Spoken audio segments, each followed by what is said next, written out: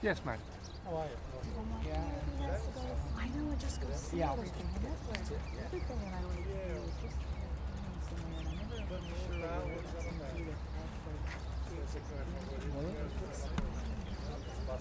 Robert Heathcote has come from Australia with buffering in the Alco Spring. Now that's quite a trip. How many hours did it take to fly from Australia? Yeah, it is quite a journey, and it was via Hong Kong as well. So it was just over 9 hours to Hong Kong. You had to stay on the aircraft for a couple of hours. They unloaded and reloaded the freight, and then onto Dubai, which is another 8 3/4 hours. So it's a long journey. So all up just under 22 hours, but. He's such a wonderful traveller and he's well experienced at it. He went to Hong Kong a couple of years ago, and look, to be honest, Fanny, that's the secret to success, is how well they travel. How do you make sure that they get a good trip? What are the special preparations that you make and the special signs that you want to check to make sure that everything went well? I don't think there's anything you can do specifically to make them travel better. They're either good travellers or they're not. And we're fortunate with Buffering that he's well experienced at it. We live in Brisbane in Australia, and every year he's flown down to Melbourne, which is a couple of hours flight. So he's been doing that for some 6 years now, and he's flown across to Perth, which is a 6-hour flight. He's done that journey a couple of times, and as I said earlier, he's flown to Hong Kong 2 years ago. So he's well experienced at it. So, you know, it's quite unique for horses. And as we know here in Dubai, there's horses coming from all over the world, and it's essential they travel well. How happy are you with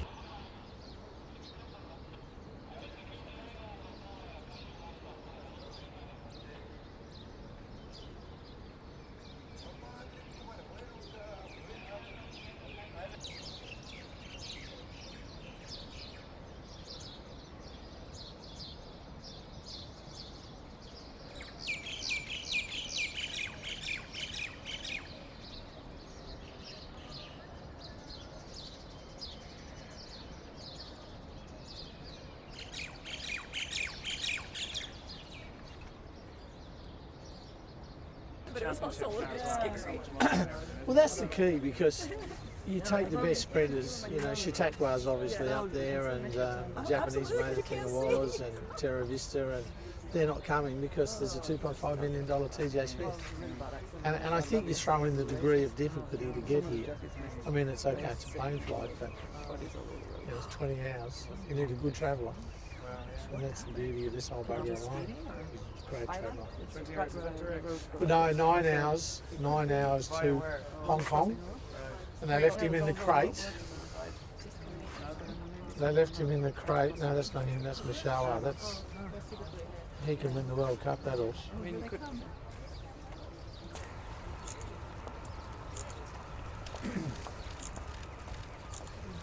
You walked over okay? He enjoyed the walk? Yeah, it's good. Chilling out? Yeah, No he's stress. getting better every day walking over. Like, it's relaxing. Just nice and quiet, just do the one lap and Yeah. bring him back and we'll talk, and come back with him. The war one, got a love conquers all filly. Oh, lovely. So it's all good. Take a picture of it.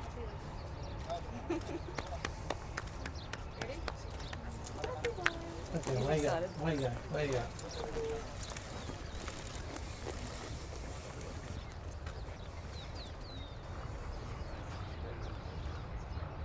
I love how alert he's looking. He's pricks. Not playing games, not jacking up. And on his best behaviour.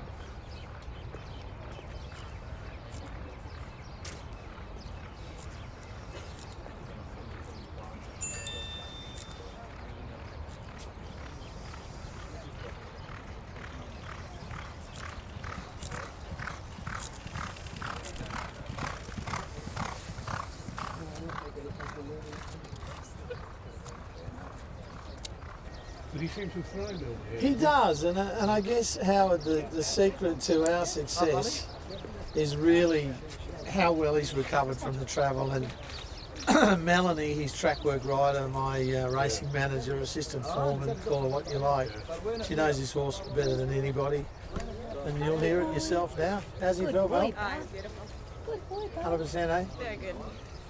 I love how his ears are pricked the whole way. Buffy. My ears. Buffy! Atta boy! He's a happy boy? Yeah, no, he's really good. All right, mate, we'll see you back in the stables. Alrighty.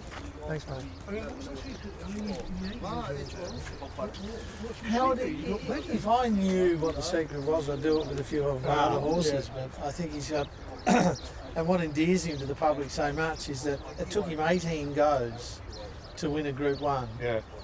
And I think it was more the fact that it was during those 18 attempts at winning a Group 1, it was the quality of horses he raced against. Yeah. You have a horse like Black Caviar. Sure, yeah. When she left the scene, we had another horse called Haylist, which Yeah. in their own rights were clearly the best sprinters in the world. Then Yeah. along came a horse called Sepoy. England never got to see the best No, of I didn't him, see but the best of he him, was a yeah. superstar in Australia.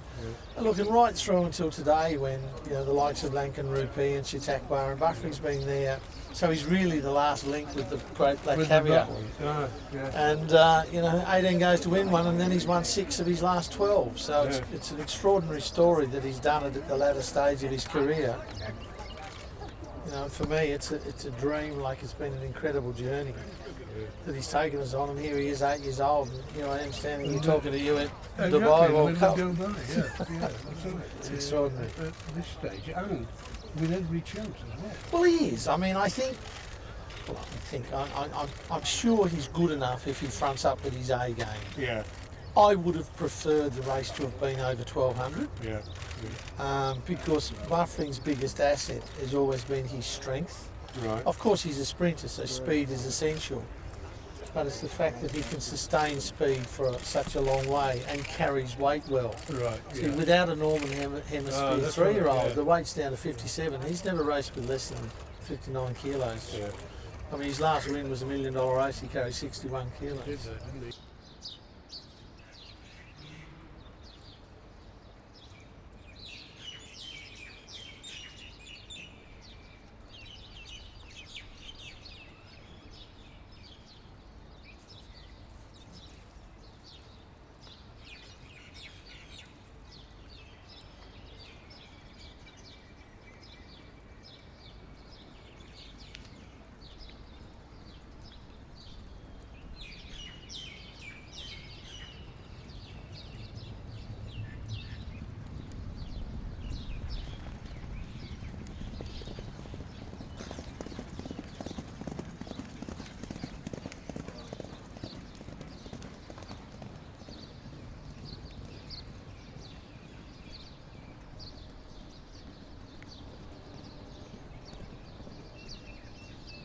With trainer Rob Heathcote, who had Buffering gallop on the course proper this morning. Rob, welcome along. The Buff looked in pretty good order this morning. He did, Clint, and I guess that's the key question. How well has he travelled? How well has he settled in? How well has he worked since? And I think we've ticked all of those boxes with 3 sleeps to go, and the horse as well. He mentioned to me off air, he arrived really well. He's taken the travel in his stride, and he looks in particularly good order. Yeah, he does. And look, obviously we know him very well. He's 8 years old and he's done extensive travelling, but he's got a cheeky attitude. When he has that cheeky attitude, likes to have a nip of you when you're saddling him up or when you're hosing him or whatever. And they're the little things we need to see. You can do the veterinary checks. They're all fine. Clinically, he's 100%. Now he's 100% with his attitude, and that's just as important. In terms of his work this morning, great that you had the opportunity as well to work down the straight 1,000 metres here that you're going to obviously be running over on the weekend.